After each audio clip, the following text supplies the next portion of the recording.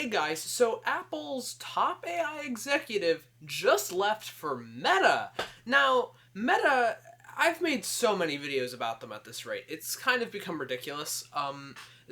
I've kind of jokingly called them the AI boogeyman, but like it's getting to a point where Mark Zuckerberg genuinely is the AI boogeyman. Like, I feel like all other AI companies are cowering in fear right now as they watch their employees drop like flies going to Meta, because Meta is just getting so aggressive with their deals and their contracts that they're signing these employees onto, and these like big purchases of other businesses, and it's getting kind of ridiculous. They're poaching so many employees, and Apple's top AI executive just dipped for Meta. Now, this is a very big deal, because Apple is already struggling in the AI industry. They are already struggling to an insane degree. So this AI executive outright leaving for Meta is a seriously big deal. We're going to go ahead and cover it in today's video. Let's get right into it. Alright, so we're going to go ahead and look at this article by Reuters. Apple's top AI executive, I'm not going to try to pronounce that name, I'm sorry, leaves for Meta, Bloomberg News reports. So Apple's top executive in charge of AI models is now leaving the company for Meta Platforms. Pang, the manager in charge of the company's Apple. Okay, that's a weird way of. Alright, whatever. The company's Apple Foundation Models team will join Meta's new superintelligence team for a compensation package worth millions of dollars per year. Now, Apple has been making their own LLMs. They've been trying to for a while, and it's definitely been a little hit and miss, to put it lightly. It's not like the models are strictly bad, but they aren't up to par with where everything is now. The way Apple has been performing in the AI space has kind of been tiring, to say the least. Some of this is partly because of the fact that, well, putting it into perspective, Apple's dealing with the AI space has kind of sucked. They've hired the wrong people. They changed up their management in a way that doesn't actually fit with the way their sort of work culture operates, which stunted them even more. They threw their AI team at projects that didn't even really go anywhere. The past while has actually just been a disaster for their AI team, frankly. And I guess this guy was just sick of it. So Meta and Apple didn't immediately respond to Reuters for requests for comment. That figures. And the development comes as Meta is aggressively chasing high-profile acquisitions and offering multi-million-dollar pay packages to attract top talent in the race to lead the next wave of AI.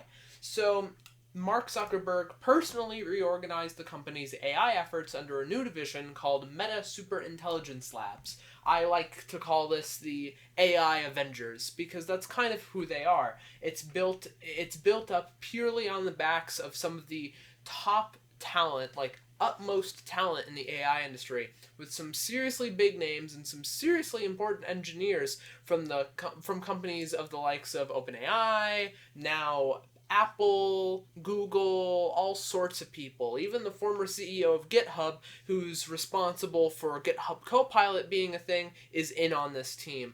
The former CEO of the data labeling startup Scale AI is leading this division. They have some big names in here, and Meta is not afraid to spend a lot of money to get these names. For example, Meta's investment in Scale AI was worth, apparently, it was an insane amount of money they dropped on Scale AI. The amount of money that they spent was $14.3 billion.